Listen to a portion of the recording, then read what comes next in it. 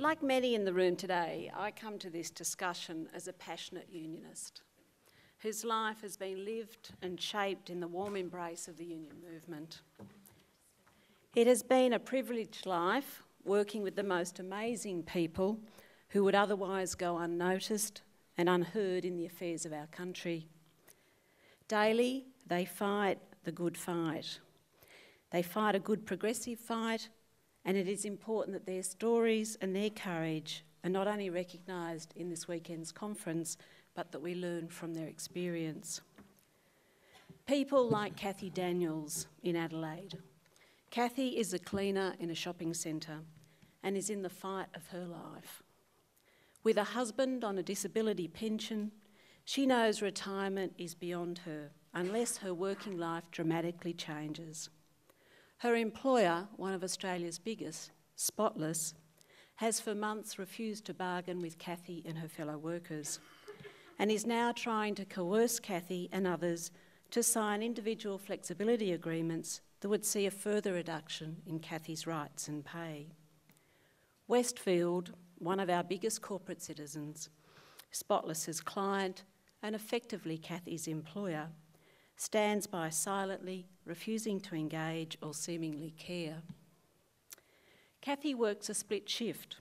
She works early in the day for a few hours, has a 2-hour break, then cleans again in the afternoon, and on Thursdays has a second break before a final evening clean. Kathy is paid less than a cup of coffee to hang around waiting for each shift to restart. And what about people like Kathy Jorgensen, an aged care worker at Carinya Aged Care Facility in Fremantle, WA? Kathy began working at her centre when she was just 15 and stayed for 32 years. But despite that commitment, her experience and the qualifications she gained over that time, she too is in the fight of her life to move from just $18.66 an hour.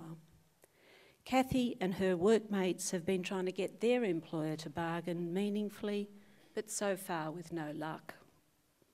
A few weeks ago, Kathy and 5 of her workmates decided they would take their case to the Prime Minister as the Community Cabinet was meeting down the road in Fremantle. They told their employer they would be taking 3 hours protected action so they could go and meet the Prime Minister. The employer's response was to lock Kathy and her fellow workers out for 7 days. It's easy to respond with anger to the circumstances of both women, but I share those stories so that you can also draw inspiration and confidence that even against seemingly overwhelming odds, people will fight when inspired by an animating vision of a better future and when they can do this within the security of the collective. In both campaigns, we seek to not just tinker with the edges of injustice. Kathy is helping lead a campaign in shopping centres across this country to lift wages by more than 40%, create secure jobs and build a powerful union. Kathy in Aged Care has been a leader in our union's low pay bargaining campaign, where again we seek major improvements to workers' lives. It may seem counterintuitive, but workers are more likely to stand up and sign up for radical change than for campaigns that seek minor ameliorative change. There's an important lesson for progressives in this. Limited, half-hearted, small target visions won't build or activate a movement or a force. Safe play may minimise opposition, but it also minimises support. And progressive politics here and globally is struggling. It's struggling to build energy, optimism, relevance, or a renewing base.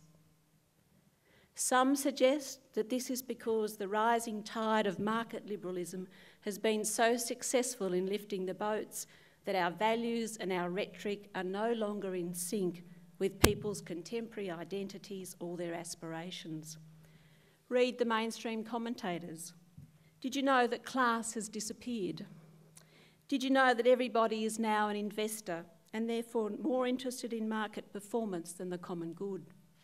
And did you know that people's standard of living is now so comfortable, government intervention is no longer necessary? There's always a grain of truth in these assertions, but the conclusions are fundamentally flawed. Yes, class is morphing, but significant power imbalances based on wealth and privilege still exist in our society. Just ask our Cathys. Yes, workers are increasingly consumers, investors, and probably more likely debtors. But collectivised responses to the consequent risks arising from these roles provides fertile new policy terrain for progressives to campaign around. And yes, living standards in Western countries have lifted, but inequality has grown at an even faster pace. Just look at the growing gap between wages and profit share in our own country. The need for a progressive response is greater than ever. Our core beliefs are just as relevant today as they were 100 years ago. But we are failing to situate those beliefs in the New World Order and indeed challenge the New World Order. How then do we go from simply being, at best, an oppositional voice and at worst, a concessional voice, to being what's been called a propositional voice, a voice for a progressive agenda? It is galling to acknowledge, but Conservatives are the new radicals, and we progressives seem to have boxed ourselves into being centrists and pragmatists. So let's go back to our core beliefs. There's a lot of different ways of describing the essence of progressive politics, and I wish I'd heard James' speech before I wrote this one. But we throw around words like fairness, equality, liberty. We've all got our own frames.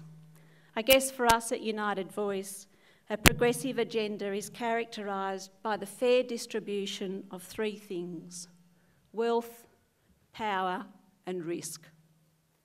And historically, there's been three institutions that have facilitated that: government, unions, and democracy itself.